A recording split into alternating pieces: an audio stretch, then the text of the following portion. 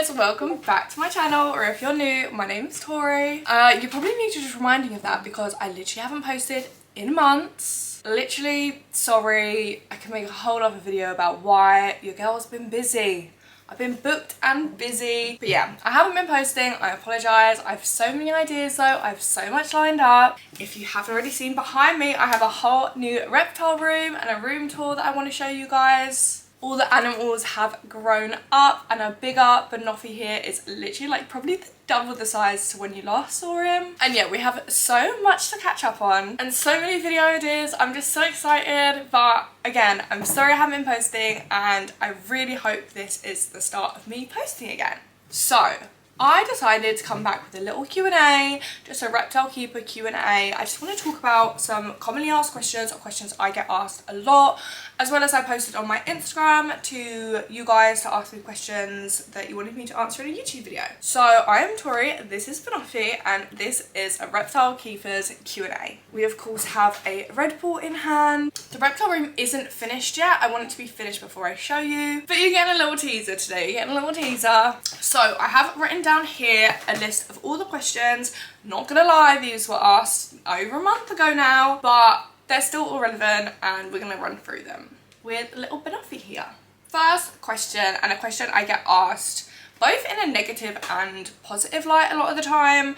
How do you stay motivated keeping lots of animals and everything that you have to do for them daily? I get this asked a lot in a positive way, in terms of people are just curious and want to know, but also a lot of the time I get a lot of negative comments about the amount of animals I have. Obviously you guys don't get to see the full extent of how much time and effort goes into all of my animals. But in terms of motivation, it is purely down to my passion and what I like to do. While other people might enjoy going out or being a movie junkie, or you know, everyone has normally at least one thing that they're really into. Mine is my animals and taking care of my animals and spending time with them. So it's not necessarily like I never have to force myself to be motivated. Like even this recent break that I've taken from content creation, I've never once not been taking care of my animals. Like I wake up every day and I look forward to it. It's never really a chore. Don't get it twisted. Of course, there are days I wake up and either I don't feel well or there's some sort of, you know, whatever it might be that I mentally or physically I'm not doing my best, and I still have to get up and look after my animals, and it can become a chore and become quite annoying. But there's never like a long period of time that I'm just like, oh, I hate doing this. Like this is just a chore. If you love doing something, it's never going to be a chore to you. In terms of staying motivated though, I know that my animals rely on me. It's part of the reason I love the hobby so much. Like I do have that nurturing side to me that I really enjoy. The next question is, what would you tell your younger self about reptiles that you know now? So I didn't get into reptiles until I guess quite late in comparison to some people. I think in the UK, where we don't really have any native species, you don't really get exposed to them in daily life. So I didn't really get exposed to them until I was studying animals later. And I would love to have got into them earlier. Younger me would have loved looking after a leopard gecko or crested gecko, or you know, a beginner species. I had a lot of rodents, a lot of small mammals growing up, and I wish I even knew about them at that point. But I would go back and tell myself that, you know, things are always changing, especially with the amount of animals I have now and, you know, the ongoing research and ongoing improvements that need to be made. I would just tell myself that, you know, it is a big commitment. There will be things that change. There will be improvements you constantly need to be making.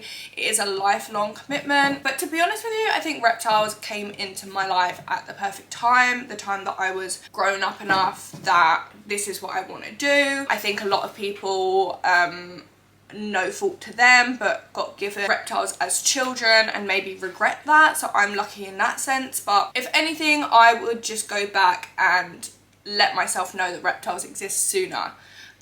Because I spent a lot of my childhood looking after rats. And rats, if you didn't know, have a very short lifespan, and that was a lot of heartbreak for me as a kid because I loved animals and I loved taking care of them, but my rats were dying like every 2 years, and in the end it just resulted in me not wanting to keep them anymore. So I wish I knew they exist. existed and that you could keep them as pets. Next question, what would you tell new snake owners? I would tell new snake owners to stick to a beginner species unless you really have a passion for something specific. So unless there's really something that you've had your heart set on for a really long time that maybe isn't necessarily recommended for beginners, unless there's a situation like that, stick to a beginner species. This is just because there's so much research about them. There are so many videos and books and so much more information on the more commonly kept beginner recommended species. They are also recommended a lot of the time because they're a lot more tamed down. You know, later on in my snake keeping journey, I got my boa, who definitely took a lot more time and effort and is the only snake to have bit me, which can be quite scary for a new snake keeper, I think. So I recommend your corn snakes, your king snakes. Royal pythons are definitely up there, although there's pros and cons to them. And do loads of research. Make sure everything is set up before you decide to bring them home.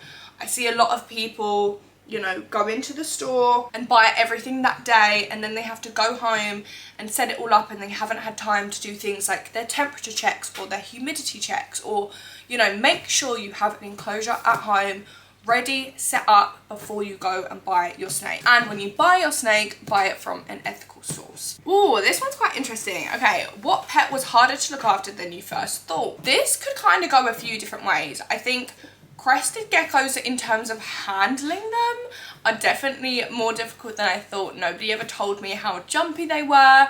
Not that they are in any way aggressive, defensive, anything like that. They're super beginner friendly, but you do need to be prepared for them jumping and launching around and all this other stuff. But in terms of care, I would definitely go with royal pythons. I was really lucky with Banoffee here, which kind of set me up for somewhat failure with my second royal python.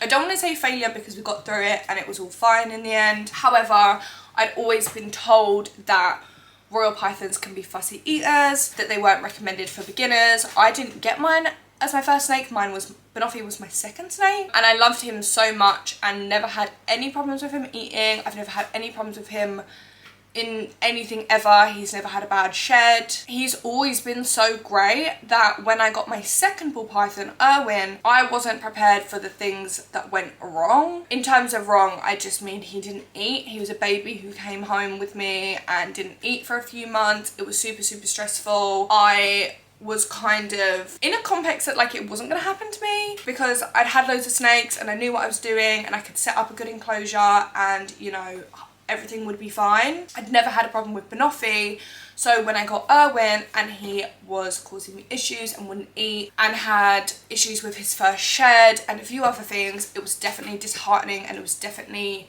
a kind of shock because I'd always said I was aware of the fact that royal pythons can be more difficult to care for, but I'd never experienced it firsthand. So it was definitely a bit of a shock and it was definitely harder than I thought. But we got through it and Erwin is a great snake now. He sheds fine, he eats fine. And I'm very grateful that I researched and had him later on than got him as a first snake, because if that was my first snake experience, I think I would have lost my mind. The next question is, what is my easiest versus hardest reptile? This one's quite interesting. It does change, and easiest would probably be my leopard gecko. Like my leopard gecko, I've had the longest. It's probably just the easiest care in general of all of mine that I have. Crested gecko is a close second, but crested geckos have a higher humidity, which humidity always increases the difficulty of an animal in my opinion. So easiest reptile would be my leopard gecko and hardest would be my Akimana. I also got asked, out of all your animals, which is the hardest to look after? So again, that would be my Akimana and Negan. Then somebody asked who was my first reptile. So my first reptile was Dobby, who is my leopard gecko. I've had him now for 6 years. He was the first reptile that I've owned. I've like worked with reptiles before that, but never owned one personally. And yeah, I got him a while ago now. It feels so crazy that he's been around for so long. It feels like he's always been here, but also like 5 years, 6 years is a really long time. But yeah, he was my first ever reptile. I soon after got Astro, my bearded dragon. But yeah, it would be Dobby. I do have 2 leopard geckos now, although Dobby just holds a special place in my heart. I wouldn't get any more leopard geckos moving forward, but he is my child and I wouldn't go anywhere or do anything with him ever. Like, he's everything and more to me. The next question is, what made you fall in love with reptiles? This is a really interesting one because it wasn't like an overnight thing. Like, I didn't just one day pick up a snake, or, you know, I was actually quite scared of snakes when I first was interacting with them, but I always wanted a dog. I've always wanted my own dog, and I kind of aimed for that for such a long time that I didn't really think about reptiles a lot of growing up. And I studied animal husbandry and animal care and got introduced to reptiles that way, so in quite a professional way. And I always had like a respect for them in terms of, you know, they take a lot of care, but also they take care of themselves. Kind of like why people who want a dog sometimes get a cat, right? Because there's slightly less work. I always loved the fact you could have such a cool animal, or you could replicate their natural environment. I always found it very interesting, and I did a lot of case studies while I was studying, all based around reptiles, which was quite interesting for someone who didn't have any themselves. And when I moved to the house that I'm in now and was allowed to keep animals is when I decided to get my first reptile. And I would say I didn't actually fall in love with reptiles until Dobby. Like, Dobby really just set it in my mind, which I do understand is not the greatest answer because people could do that and it could go the other way around. But I've always been an animal person. It was just that I'd had birds and rodents. I just hadn't gone down the avenue of reptiles before. And when I did, you can't get me out. So yeah, that would be it though. That would be like the definite. Bringing Dobby home, having him in my care would be like when I fell in love with reptiles for sure. So the next question is, what animal do you find the most interesting and why? Now, I'm going to answer this just based off animals that I have had or have currently, because otherwise we could be here all day. In terms of reptiles, I would go with my emerald tree skinks. I talk about these guys all the time, but they are such a, what is the right word? Underrated. They're such an underrated reptile. They are out all of the day. They're super active. Are one of the most interesting reptiles I honestly have to watch. It is a shame that they're so expensive and hard to come by at the moment, and I really, really hope that changes because they are incredible. Like, they are literally my favorite, most interesting animal out of, honestly, to watch, like pretty much all of them. My Aki monitor or monitors overall would probably like be a close second, kind of depending like if I'm like feeding them or doing something. Monitors is like also up there, but I love my emerald tree skinks so much. I really do want some more one day, and I would love to breed them. The only thing I would breed out of my collection is my emerald tree skinks. I think everyone who has a collection of reptiles needs emerald tree skinks. They are the most fucking interesting reptile. I can't even explain it. I love just filming them. I love posting content of them. They're definitely up there with like favorite species, and I'm so happy I even came by them. And yeah, I really hope one day I'm able to breed them just so that other people can experience how interesting they are, because they are so fun. 3 species you wouldn't keep and why? Okay. This is definitely down to both personal preference and what I have available to me in terms of space and time and money. Maybe not species specific, but big snakes in general I cannot house, I cannot keep. I'm just one person as well when it comes to handling, etc. So anything, you know, large boas, Burmese pythons, etc. I just wouldn't. Those guys need ridiculous sized enclosures that I'm just not able to provide. I also personally wouldn't keep anything venomous. I mean, the laws in the UK are a lot more strict in comparison to other countries, but I still like wouldn't have any interest in it. It's not for me personally. So anything venomous would be on that list as well. I personally would never keep an iguana. I am not interested in them. I don't really particularly like them all that much. They can be super aggressive and they do need, again, loads and loads of space, and for me it's just not something I'm interested in, never have been and probably never will be. And another one is turtles. I don't mind tortoises. I would love to keep a tortoise if I had enough space one day. That would definitely be up there. I'd love like a free roaming type of tortoise. I've loved leopard tortoises for a really long time. I just don't have the setup for them at this point in my life. However, turtles are a no from me. I'm a no when it comes to pretty much all things aquatic. It's just, they just don't appeal to me. I feel like you're either a turtle person or you're not, and I fall under you're not. So how did you get into reptile keeping and what other animals do you want in the future? So I've kind of explained that I did my animal care course and that's kind of what introduced me, but overall I've always been an animal person. You know, from literal birth I have had all types of animals. I've studied animals. I have been on holidays just specifically to see animals. I have had dogs and cats and birds and rodents and clearly fucking reptiles. I've always been an animal person, but in terms of getting into them, it was definitely wanting to keep another animal after my dog and wanting something else. And I thought about rodents and I thought about their short lifespan and thought about how I couldn't do that, and then went down the rabbit hole of remembering how much I enjoyed like researching reptiles in school or like when I went to learn about them, and now we're here. But for reptiles in the future, so I kind of decided this year, or at least the first half of this year, that I wouldn't bring home any new animals because I've had a lot of improvements that I need to have made. Nothing like crazy. I just have like Banoffee here is nearly big enough to go in his 4x2x2, so I wanted to work on that. I upgraded Milkshake to his 4x2x2. I just had a lot of upgrades I wanted to do before I brought home any new animals, and I had quite a few snakes specifically who needed upgrades all set up. And yeah, so I said at the start of the year I wouldn't be bringing home any animals for the first half of the year.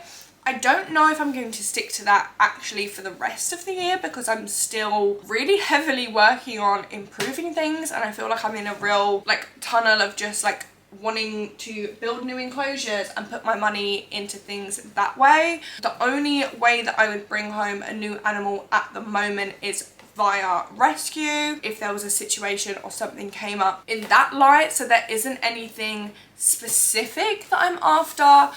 If you know me or have followed me, you'll know that I've spoke about a few things, including a Brazilian rainbow boa, but I would not bring one home anytime soon. I have already a boa who is already growing so fast and needs a new enclosure and stuff, and that just isn't on the list. I would love some more emerald tree skinks, however, as I said, they're very expensive and that would then require another bigger enclosure as well. I've always wanted a chameleon, however, again, unless something came up, it wouldn't happen for me this year. I think this year I'm very much set on improving things. That's not to say I definitely won't. There's just not one thing that I'm like set on that I'm like, right, I really want this year. I'm just working on making sure all of my current animals are living in the best that I can provide, and yeah, working on that at the moment.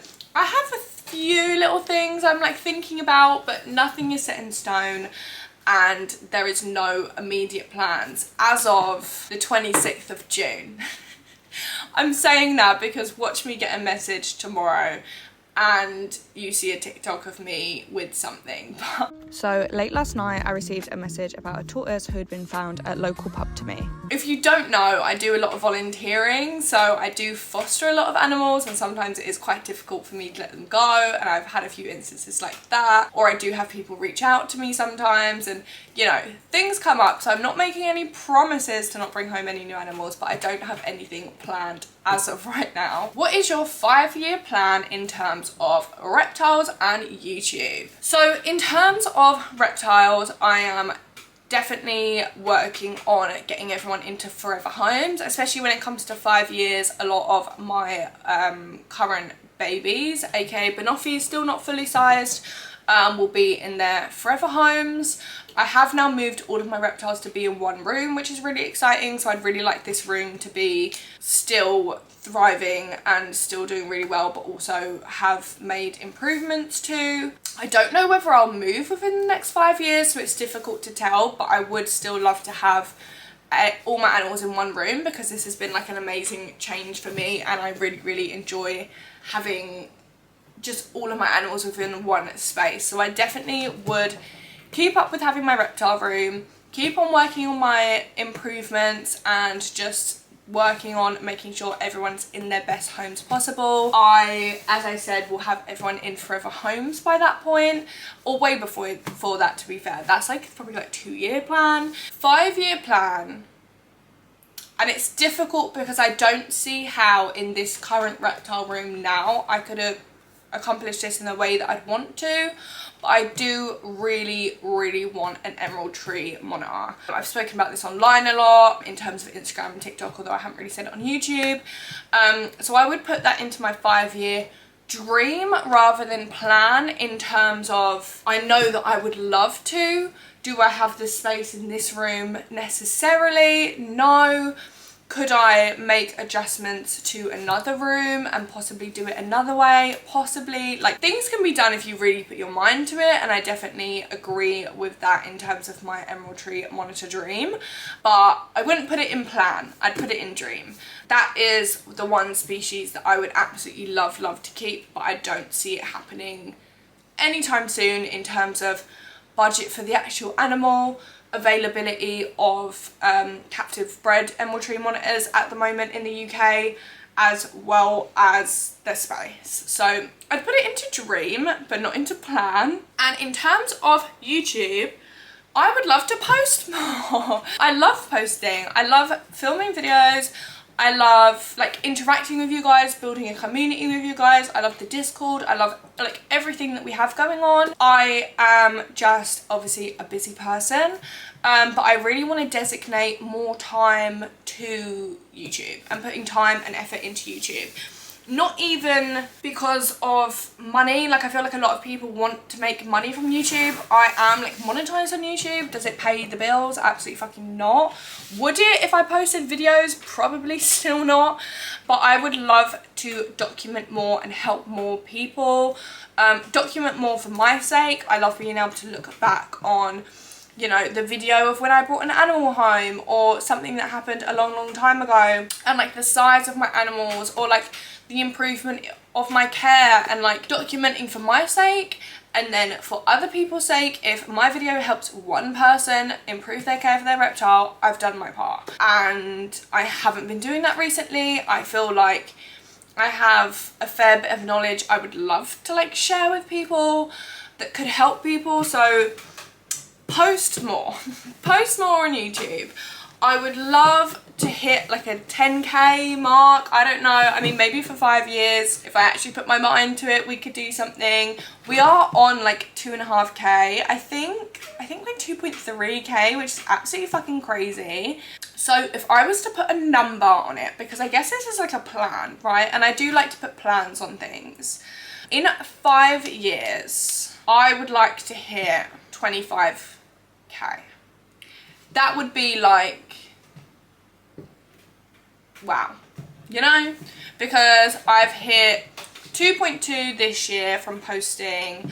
You know, if I could hit 5k by the end of the year, which I very much fucking doubt the way that I've been moving, but yeah, in 5 years, 25k, that'd be crazy. So we'll put that as a little, like, we'll put a pin in that. But really, in terms of like numbers, in terms of anything, I just want to post videos to help people.